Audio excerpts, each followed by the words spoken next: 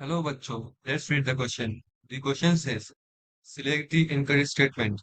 The observed molar mass of acetic acid in benzene is more than the normal molar mass of acetic acid. B. The extent to which a substance associates or dissociates in a solution is described by the Van factor I. C. In case of association, the value of I is greater than unity. D. In case of dissociation, value of I is greater than unity. So question हमको पूछा गया ये जो statements है इसमें से incorrect statement गलत statement कौन सा है so the key concept of this question is van Hoff factor van Hoff factor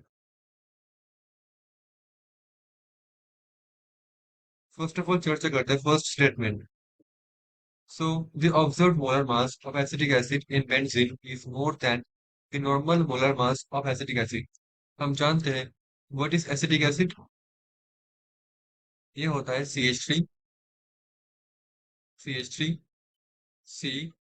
COOH ये होता है एसिटिक एसिड तो ये क्या है ये पोलर प्रोटिक सॉल्वेंट मतलब जहाँ पे एसिडिक हाइड्रोजन है और ये पोलर है हम जानते हैं बेंजीन क्या है बेंजीन है एक नॉन प्रोटिक या एप्रोटिक सॉल्वेंट ये पोलर तो फर्स्ट ऑफ ऑल है ही नहीं और इसमें हमारा एसिडिक प्रोटॉन नहीं है एसिडिक हाइड्रोजन नहीं है तो बेंजीन जब हम लोग एसिडिक एसिड को बेंजीन पे डालेंगे तो क्या होगा बेंजीन हमेशा ट्राई करेगा एसिडिक एसिड को रिपेल करना क्योंकि दोनों में कोई इंटरेक्शन होगा ही नहीं दोनों का डिफरेंट नेचर है इसलिए क्या होगा the distance between acetic acid molecule कम होता जाएगा बेंजीन इसको रिपेल करेगा इसलिए दोनों एसिटिक एसिड मॉलिक्यूल के बीच में डिस्टेंस कम होता जाएगा ठीक उसके कारण जब इतना पास पास में लगेंगे दोनों एसिटिक एसिड मॉलिक्यूल इसमें हो जाएगा हमारा हाइड्रोजन बॉन्ड इसमें हो जाएगा हाइड्रोजन बॉन्डिंग ठीक इसी के कारण क्या होगा ये एसिटिक एसिड डाइमर फॉर्म करने लगेगा अगर डाइमर फॉर्म करने लगा तो क्या होगा हमारा जो मोलर मास होगा एसिटिक एसिड का वो क्या होगा आपको ज्यादा लगेगा क्योंकि डाइमर फॉर्म करके बैठ चुका है इसलिए क्या होगा दी ऑब्जर्व मोलर मास क्या होगा एसिटिक एसिड का बेंजीन पे ऑब्वियसली बेंजीन पे वो आपको ज्यादा लगेगा compare to normal molar mass of acetic acid तो ये स्टेटमेंट बिल्कुल सही लिखा हुआ है नेक्स्ट देखो लिखा हुआ है कि the extent to which a substance associates और dissociates in a solution is described by the van factor तो दोस्तों आपको जानना होगा कि ये वैन फैक्टर होता क्या है van factor so Vanda factor is a measure. It it's a measure. It's a measure of the effect of a solute on colligative property on colligative properties जैसे कि such as osmotic pressure, osmotic pressure, relative lowering in vapor pressure, boiling point, etc. Relative vapor pressure, vapor pressure lowering.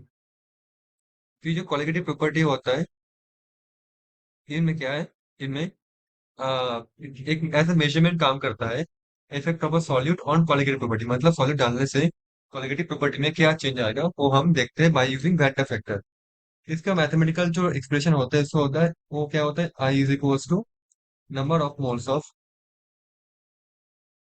Number of moles of particle और ions particles in solution divided by number of number of moles of solute dissolve तो जितने particle dissolve है, dissolve LVED, जितने particle dissolve है और जितने number of particle solution पे है, नंबर ऑफ पार्टिकल्स सॉल्यूशन पे है divided by number of moles of solute dissolve, हमने जितने डिजॉल्व किए हैं, जितने पार्टिकल, इसे बोलते हैं वेंटर फैक्टर। तो देखो ये जो लिखा हुआ है यहाँ पे कि the extent to which a substance associates with dissociate in a solution is described by the van't factor, बिल्कुल सही लिखा हुआ है। देखो यहाँ पे न्यूमरेटर पे number of moles of particle in solution, तो डालने से पहले कितने पार्टिकल थे, डालने के बाद कितने पार्टिकल प्रेजेंट है, तो डिसोसिएशन हो रहा है, एसोसिएशन हो रहा है, हमको उसी से पता चलेगा, नंबर ऑफ पार्टिकल से, जो वेंटर फैक्टर बताते हैं। तो जो लिखा हुआ है बिल्कुल सही लिखा हुआ है, बी स्टेटमेंट। सी देखते हैं। अब देखो, एसोसिएशन डिसोसिएशन, हम जानते हैं अगर सपोज हमारे पास पार्टिकल किया डिसोसिएशन, डिसोसिएशन दैट मीन्स डालने के बाद क्या हुआ, पार्टिकल डिसोसिएट कर गया, तो क्या होगा, number of moles of particle in solution ज्यादा हो जाएगा। तो डिसोसिएशन के केस में क्या होगा, हमारा आई की वैल्यू बढ़ जाएगा क्योंकि न्यूमरेटर बढ़ रहा है। तो डिसोसिएशन के केस में क्या होगा, आई वैल्यू ग्रेटर देन 1 हो जाएगा। देखो, अगर पार्टिकल डिसोसिएट करे ही ना या फिर एसोसिएशन करे ही ना, एज इट इज रहे बिफोर एंड आफ्टर, तो क्या होगा, number of moles of particle in solution will be equals to number of moles of particle, number of moles of solute dissolve, बिल्कुल सेम होगा। अगर डिसोसिएशन एसोसिएशन करे ही ना, तो क्या होगा, अगर डिसोसिएशन करे तो ये 1 से ग्रेटर देन होगा। इन case of association, in case of association number of particle क्या होगा, आफ्टर डिसोल्यूशन क्या होगा, कम हो जाएगा अगर एसोसिएट कर गया तो आई के वैल्यू क्या होगा, 1 से छोटा हो जाएगा। कि तब क्या होगा, तब हमारा न्यूमरेटर कम हो जाएगा, तो क्या होगा, आई की वैल्यू 1 से कम हो जाएगा।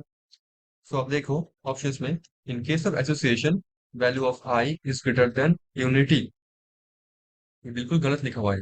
सो C is the incorrect one. D देखो, in case of association value of i is greater than unity, ये सही लिखा हुआ है। तो सी क्या है, गलत लिखा हुआ है, दैट मीन्स ये सही आंसर, इस क्वेश्चन का आंसर होगा C. Hope you understood it well, thank you so much.